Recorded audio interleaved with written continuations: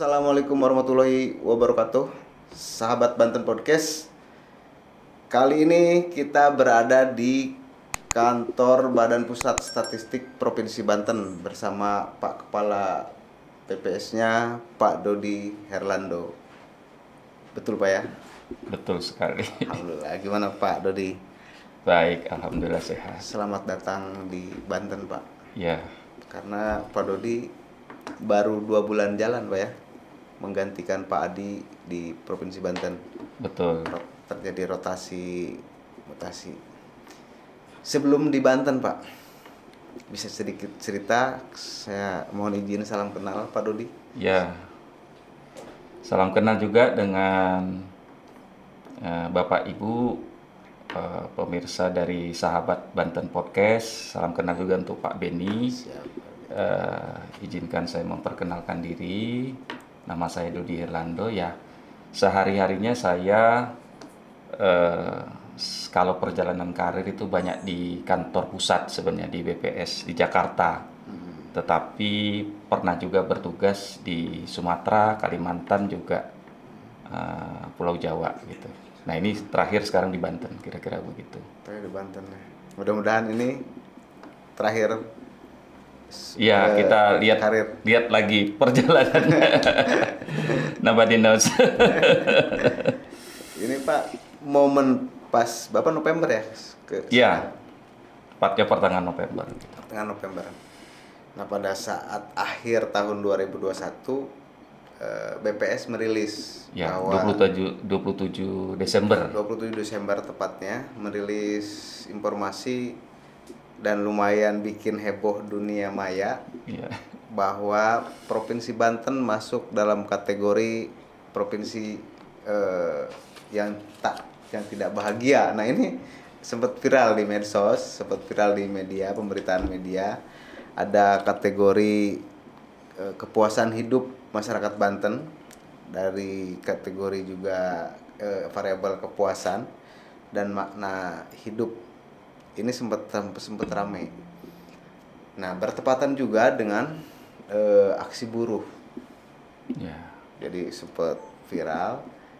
Nah, masyarakat Banten tidak bahagia. Ada mungkin yang tidak bahagia atau kategori. Nah, ini harus diluruskan, Pak.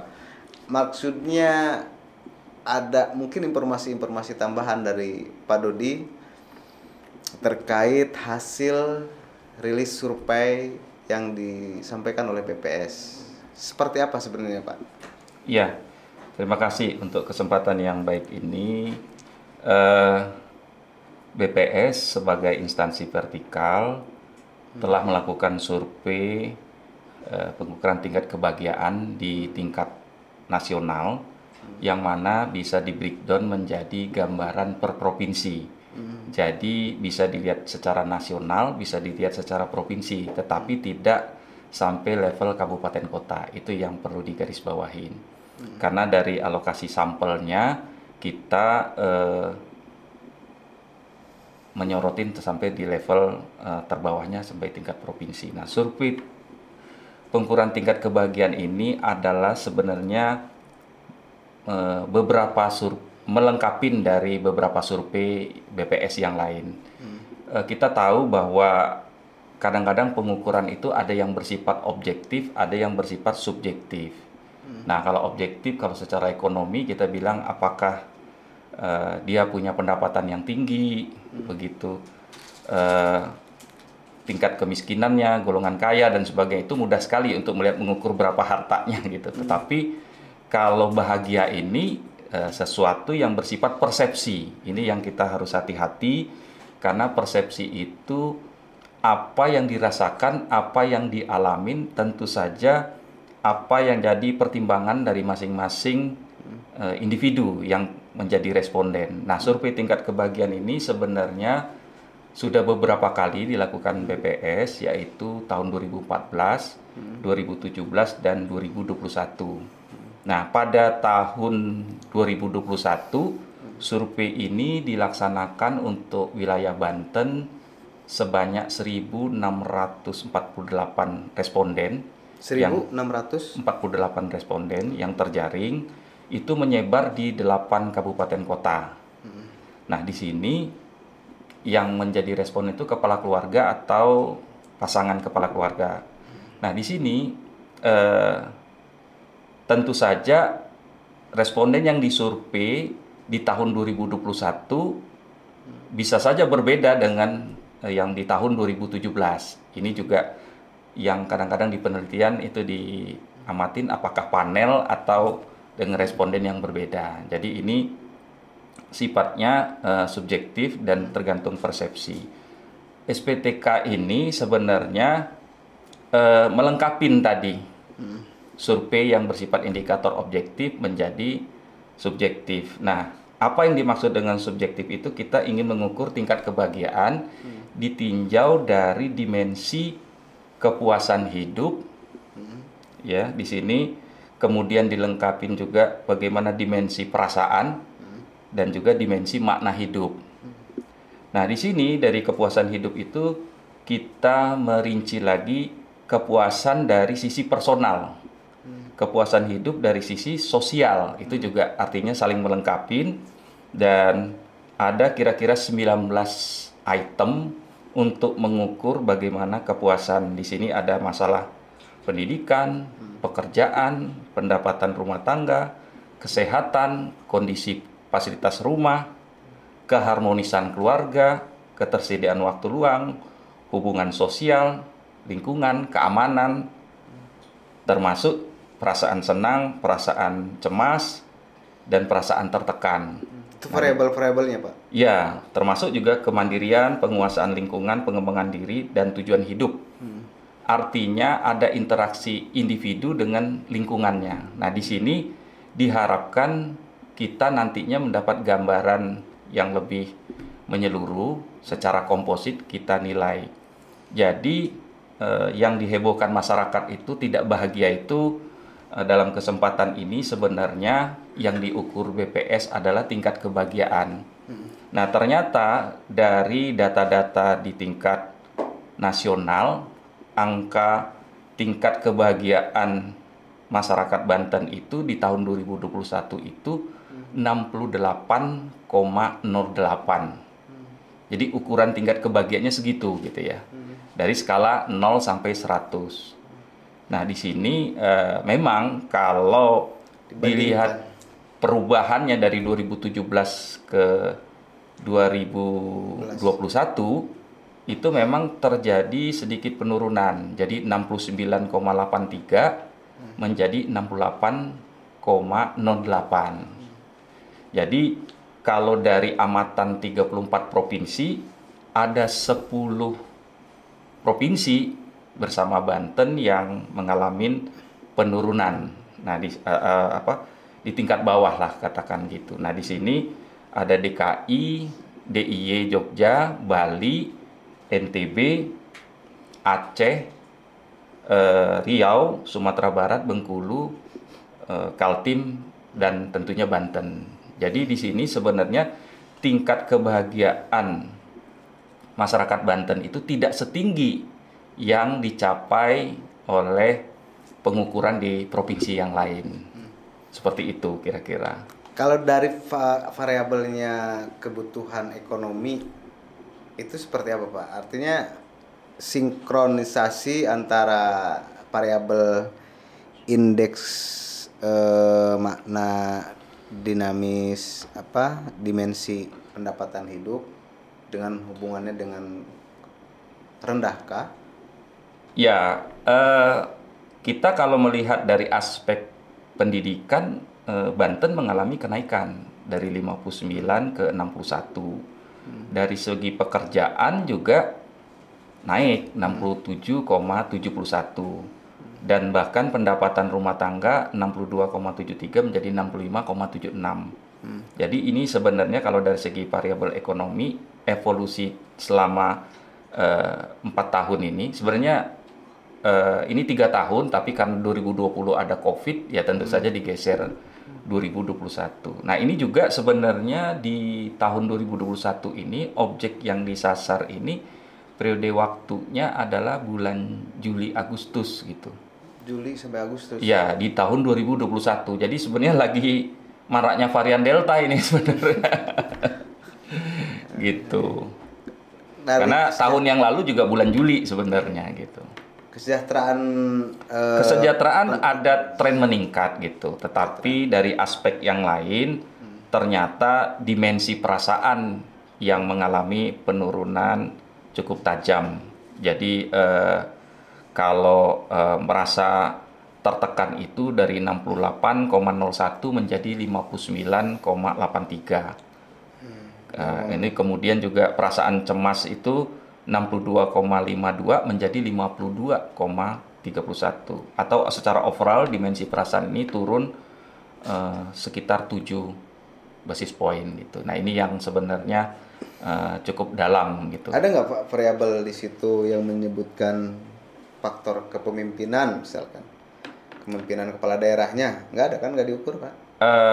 Nggak ada, tetapi secara lingkungan, jadi masyarakat itu apakah dia akan menilai apa yang dia rasakan, misalnya hubungan dengan Pak RT, nanti dengan kelurahan, desa, dengan pejabat pemerintah, negara, bahkan kepolisian, masuk keamanan dan sebagainya, itu ada penilaian. Nah, ini yang sebenarnya dari segi aspek lingkungan, ini juga keadaan lingkungan itu relatif mereka ada penilaian. Jadi apa yang dia rasakan, jadi apa yang dia rasakan di dalam hatinya, dalam dirinya, kemudian di dalam keluarga, meluas lagi ke dalam interaksi dia dengan keluarga, kemudian meluas lagi ke lingkungan di luar keluarga. Jadi di sini sebenarnya kondisi Banten itu dalam catatan yang turun dari 6983 menjadi 68,08, sebenarnya kalau kita breakdown itu kepuasan hidupnya mengalami kenaikan itu dari 7037 menjadi 7261, tetapi dimensi perasaannya turun tadi, turun 7 poin. Kemudian makna hidupnya turun sedikit, 71,13 menjadi 70,28. Jadi terlalu banyak main perasaan berarti. Ya, itu tadi digali dari survei ini, apakah perasaannya tertekan, apa kekhawatirannya semakin tinggi. Nah, ini yang kadang-kadang kita harus hati-hati. Responden itu kita tidak harus memaklumin bahwa apa yang dia rasakan kadang-kadang apa yang saat ini dia rasakan, karena situasi di survei itu kadang-kadang juga ada faktor kesehatan tadi, COVID tadi kan. Itu kan periode sampai 27 Agustus dari 24. Jadi 20 Juli sampai 24 Agustus. 1 bulan ya, kira-kira pelaksanaan survei ya, ke responden Pak. Ya. Sebenarnya kita menunda dari 1 Juli ke 20 Juli. Tapi ternyata COVID-nya kita ketidakjelasannya sampai seberapa lama, akhirnya kita coba dengan supaya keterbandingan Juli dengan Juli gitu. Dan ini survei ini dilaksanakan periode selama 3 tahun 1 kali Pak ya? Normalnya 3 tahun sekali, tetapi dari 2014 ke 2017 berjalan mulus, 2017 ke 2020 dihadang persoalan COVID yang tidak boleh mobilitas penduduk, sehingga kita menunda 1 tahun, akhirnya dilaksanakan di 2021. Jadi sebenarnya ini ukuran-ukuran subjektif ini untuk melengkapi indikator-indikator objektif supaya menjadi lengkap gitu. Kita melihat persoalan kesejahteraan penduduk itu juga melihat dalam arti yang utuh gitu loh. Ada korelasinya nggak Pak? Misalkan faktor kepemimpinan kepala daerah terhadap hasil survei kepuasan hidup ini?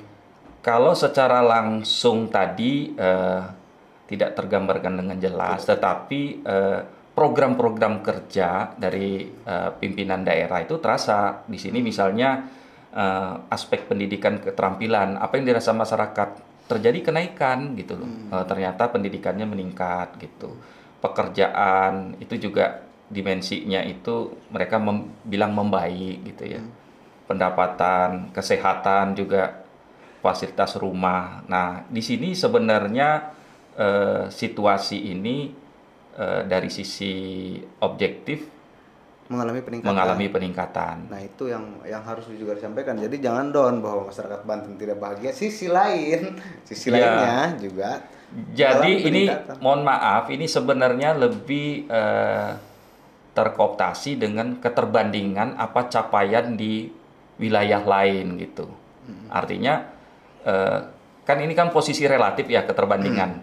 Banten berproses, provinsi lain juga berproses. Nah, perubahan atau delta perubahan provinsi Banten itu naik atau turunnya itu lebih cepat terjadi di provinsi yang lain. Nah, ini yang sebenarnya menjadi sorotan masyarakat atau tadi pengguna data lah katakan gitu. Saya tidak bisa membayangkan Pak kalau misalkan pelaksanaan survei di bulan Desember. Sekarang ini di medsos, di media pemberitaan, di media online lagi rame aksi buruh. Jadi bagaimana kalau misalkan buruh jadi responden dalam metode ini, dalam pelaksanaan survei ini ya? Ya, ini yang saya ingin sampaikan di kesempatan ini. Yang namanya kelompok lapisan masyarakat kan buruh ada. Tetapi kan bukan profesi buruh semata. Secara ekonomi sebenarnya kemarin kami baru rilis data ekspor Banten itu meningkat tajam, tertinggi selama 1 tahun ini, bahkan dengan keterbandingan yang lain. Jadi sebenarnya potensi ekonominya menggeliat, tanda-tanda kepulihan itu terindikasi gitu. Tetapi siapa yang menikmatin apa ini juga jadi satu persoalan. Artinya kalau kue ekonominya bertambah, yang menikmati siapa? Nah, inilah menjadi relevan karena di Banten ini sebagaimana kemarin dalam pertemuan RKPD ya, ketemu Musrenbang itu kan sebenarnya PR Banten ini masih secara kewilayahan, secara geografis penduduk yang menghuni di belahan selatan dengan yang utara masih ketimpangannya masih lumayan tinggi. Nah, ini juga satu persoalan Gini rasio gitu. Tetapi sebenarnya memang kalau masalah buruh tentu kita harus memahamin ya bahwa ada tantangan karena pengusaha juga tidak kalah sulitnya itu untuk bertahan dengan pandemi COVID ini 2 tahun loh, dari 2020 2021 yang gulung tikar juga banyak juga ini. Ya memang harus dicari format yang pas lah untuk win-win solution gitu. Variabel yang paling berpengaruh besar Pak terhadap nilai dimensi kebahagiaan, variabel itu yang pengaruhnya apa sih Pak yang paling besar? Misalkan, sebenarnya dari 3 dimensi itu dibagi relatif merata ya, 30% gitu. Cuman kalau dari potret yang kami himpun 2021 ini, dimensi perasaan yang paling menonjol catatannya, karena rasa cemas, rasa tertekan. Nah, ini yang sebenarnya juga harus kita pahamin, itu apa akumulasi pengalaman hidup, apa yang dia rasakan. Nah, ini yang sebenarnya tidak berdiri sendiri, artinya itu saling kait mengkait gitu ya. Iya. Nanti kita tampilkan alur ini bahwa kepuasan hidup itu 70,37. Iya. Kepuasan 72,61. Kepuasan hidup personal 68,42. Ya. Terus kepuasan sisi hidup aspek sosial itu 76. Ya. Nah, indeks dimensi perasaan ini yang lemah, 60,61 ya. Ya. Dan indeks dimensi makna hidup masih tinggi. Nah, artinya indeks dimensi perasaan ini kan ada perasaan senang, perasaan tidak khawatir. Itu sangat rendah. Ya, ini kan contohnya kalau probingnya itu ya, apakah nyaman dengan keluarga saat ini? Jadi interaksi dia dengan keluarga, kemudian nyaman dengan kondisi lingkungan tempat tinggal, kemudian aktivitas sehari-harinya cukup bermanfaat nggak, seperti hobi dan kegiatan lain. Itu untuk menyimpulkan tadi rasa perasaan itu, senang atau riang gembira. Kemudian kalau kecemasan itu hidupnya yang dia alamin saat ini sesuai nggak dengan harapan dia. Nah, seringkali kekecewaan, kecemasan tinggi itu apabila harapan terlalu tinggi dengan realita, itu juga sesuatu. Kemudian menaruh harapan yang tinggi terhadap keluarga. Jadi ikatan keluarga, mungkin keluarganya menolong dan sebagainya. Perilaku sebagian besar anggota keluarga sesuai nggak dengan harapan. Kadang-kadang kan kesuksesan orang tua belum tentu kesuksesan anak. Itu yang ya di sini ada interaksi gitu. Pada akhirnya Pak, ini kan tentu memiliki tujuan dari hasil survei ini. Apa sih sebenarnya ketika muncul indeks kebahagiaan terukur, indeks kebahagiaan udah bisa terukur dari hasil survei. Betul. Sasarannya dari yang BPS itu apa sebenarnya Pak? Ya, ini yang saya bilang dari sisi kita, karena pengukuran subjektif ini adalah pelengkap dari pengukuran objektif ya. Nah, di sini kita menganggap bahwa kalau dari sisi personal, ya jadi individu, mungkin aspirasi masyarakat, walaupun tadi ada kenaikan, tetapi dengan tantangan dinamika, tantangan pekerjaan dan sebagainya, harapannya mereka pendidikan dan keterampilannya bisa disupport lebih jauh lagi. Karena menurut IPM pun pendidikan kita kan kurang dari 9 tahun. Jadi sebenarnya penduduk Banten ini yang usia 25 tahun up itu rata-rata hanya mengenyam pendidikan sampai kelas 3 SMP. Ya, itu jadi sebenarnya kan untuk bersaing dengan tantangan hidup kan perlu ditingkatkan. Jadi pendidikan dan keterampilan itu tentu harapannya dukungan pemerintah, swasta dan sebagainya. Kemudian tentu saja untuk mengatasi biaya hidup ini ya pendapatan rumah tangganya harus bisa didorong lagi gitu. Nah, ini upaya-upaya pemberdayaan pendapatan itu juga penting. Dan yang menarik juga dari sikap tekanan hidup ini, apakah sudah merasa putus asa, apakah sudah merasa hopeless ya gitu, dan kadang-kadang ada pertanyaan protes gitu ya dengan Tuhan, nggak menerima keadaan. Nah, itu kelihatannya ada juga gitu loh. Jadi mungkin kita perlu lengkapin dengan sentuhan ya, sentuhan sosial. Jadi artinya dia kalau berinteraksi dengan lingkungan, jadi nggak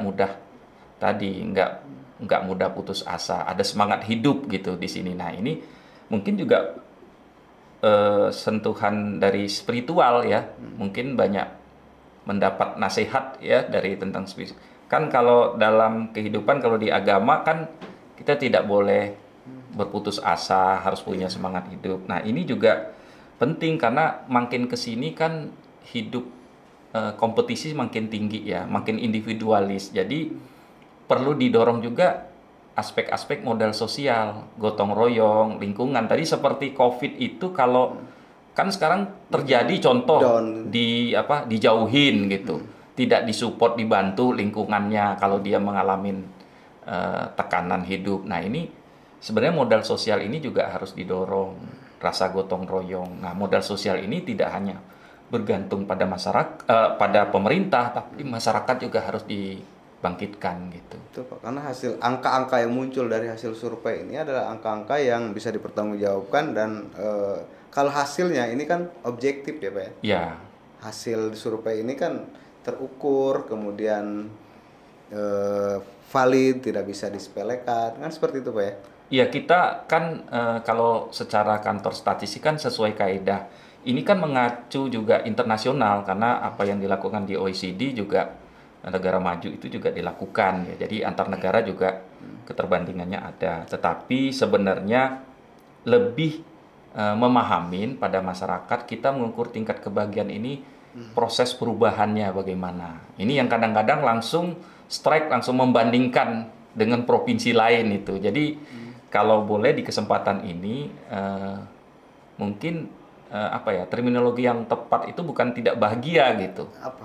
Tingkat kebahagiaannya tidak setinggi yang terjadi di wilayah lain gitu. itu karena tadi sebenarnya 68,08 kan kalau secara common sense kan nggak jelek-jelek amat gitu ya. 68,08. Tetapi kalau kita kaitkan untuk berbenah diri, apa yang menjadi isu-isu kebijakan pembangunan, nah di situ perubahan antar waktu dalam 3 tahun atau 3-4 tahun ini, kita melihat ternyata dengan kompetisi hidup, daya saing hidup, kita juga melengkapi dengan aspek spiritual, semangat pantang nyerah, mau berusaha berpikiran positif.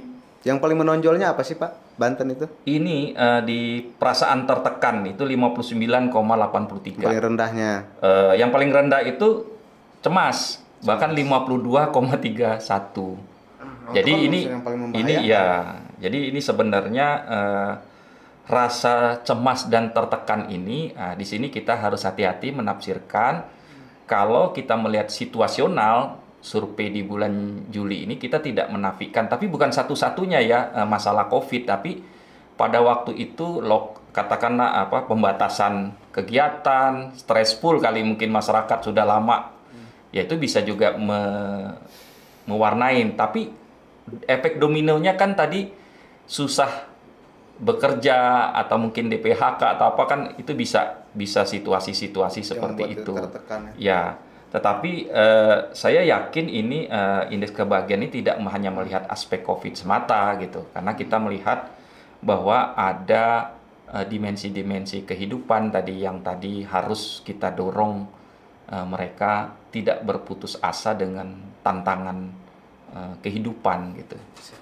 Pak, bisa nggak Pak itu BPS itu membuat survei terhadap kebahagiaan buruh yang sekarang lagi demo lagi? Ya. Apa sih sebenarnya penyebabnya?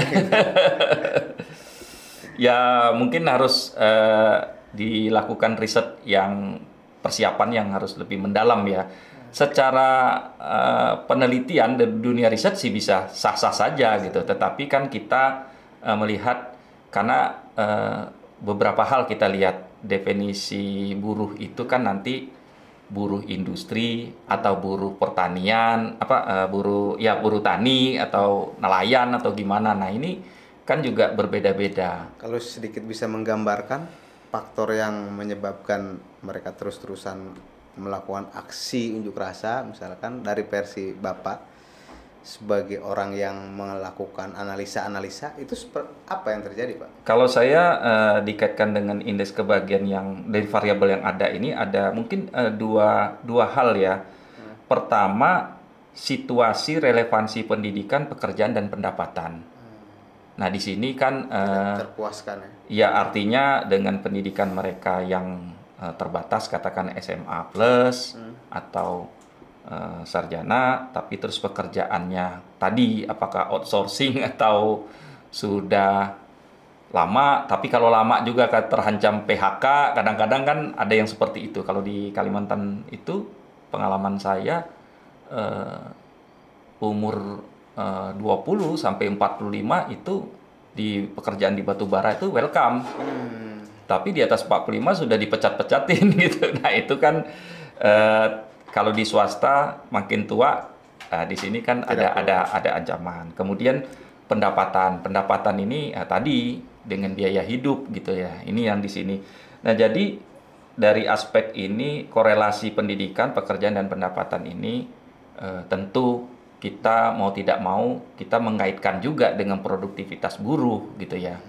Selain produktivitas buruh juga bagaimana ketahanan keluarga. Karena kalau yang kerja hanya satu orang saja, nah di sini kan makin beresiko. Jadi kalau ada istri dan anaknya juga punya pekerjaan tambahan itu juga menjadi baik. Seperti pertanian nggak bisa satu urusan saja, jadi dia mix farm gitu ya. Ada padinya, ada horti.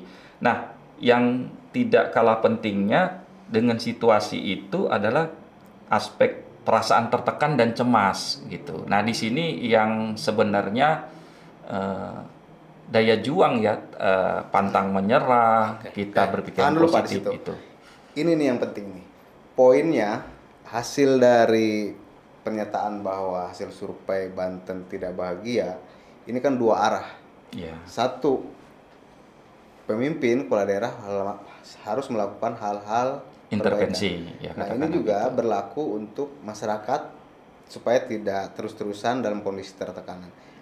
Apa closing statement atau sekaligus saran dari Bapak, dari BPS terhadap masyarakat dan kepala daerah di Provinsi Banten agar survei-survei yang mendatang Banten bisa bahagia? Ya, sekali lagi kebahagiaan itu adalah masalah persepsi. Nah, persepsi ini sangat subjektif, jadi kita perlu hati-hati tidak hanya dari sisi materi tapi juga memperhatikan imateri. Tidak hanya secara lahiriah tapi batiniah. Nah, ini yang dalam sisi yang objektif pemerintah ya, karena pemerintah itu ada pemerintah daerah atau pemerintah pusat gitu ya. Itu kita harapkan dominan untuk berbagai intervensi kreasi untuk mendorong pemberdayaan itu. Tetapi dari sisi masyarakat ya mental juara, mental tahan banting dan tidak pantang menyerah, berpikir positif itu juga satu modal sosial yang harus dipupuk. Jadi di sini kalau dari sisi subjektif itu modal sosial yang sebenarnya harus menjadi ukuran suatu wilayah. Karena itu adalah kolaborasi stakeholder, pemerintah, masyarakat. Dan di sini modal sosial itu apabila belum beruntung secara ekonomi, ketahanan lingkungan membackup ini yang harus juga menjadi penting gitu. Entah masalah kekerabatan yang tinggi ya, karena sekarang kan sangat individualis dan sebagainya. Nah, ini yang kita bangun gotong royong sosial ini yang juga penting. Nah, bisa juga tuh dinas-dinas terkait ya. Ya harus melakukan langkah-langkah itu ya, Pak, hasil menindaklanjuti lah. Nah itu semoga sahabat Banten Podcast, saya yakin ini membawa manfaat buat masyarakat terutama, dan mudah-mudahan juga ini menjadi didengar oleh Pemprov Banten atau yang kepala daerah atau OPD yang memang berfungsi untuk merespon. Jangan kemudian hasil survei menjadi bahan cemoohan. Wah ini apa di medsos? Tidak. Ya mudah-mudahan kekurang jelasan informasi, kurang utuh gitu ya. Tetapi dengan sarana tadi dari Banten Podcast ini pemahamannya lebih komprehensif lagi gitu. Ya 68,08 not bad lah. Tetapi posisi relatif itu dibandingkan provinsi lain itu yang menjadi pemicu. Kalau dinilai ke angka, cek itu Pak. Ya. Cek ya.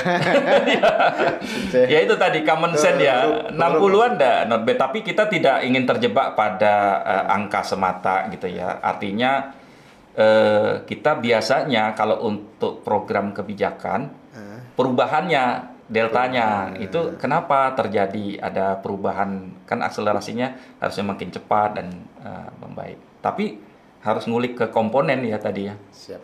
Mudah-mudahan terus melakukan, dan satu jangan punya mental tempe berarti ya. Ya daya juangnya harus pantang nyerah gitu, karena kan yang diukur jiwa personalnya Pak ya. Kalau gagalan kan sangat mendasar, tinggal keberhasilan. Jangan-jangan di antara kegagalan tuh keberhasilannya sedikit lagi. Jadi semangatnya harus lebih didorong gitu. Terima kasih Pak Dodi. Jangankan masyarakat di luar sana ya, saya juga termotivasi oleh pernyataan-pernyataan Pak Dodi itu, supaya kita tidak punya mental yang lemah dan kita harus bahagia. Demikian sahabat Banten Podcast, bincang-bincang kita dengan Kepala BPS Provinsi Banten, Pak Dodi Herlando. Terima kasih atas waktunya Pak. Semoga Bapak sehat selalu. Billahi taufiq wal hidayah. Assalamualaikum warahmatullahi wabarakatuh. Waalaikumsalam warahmatullahi wabarakatuh.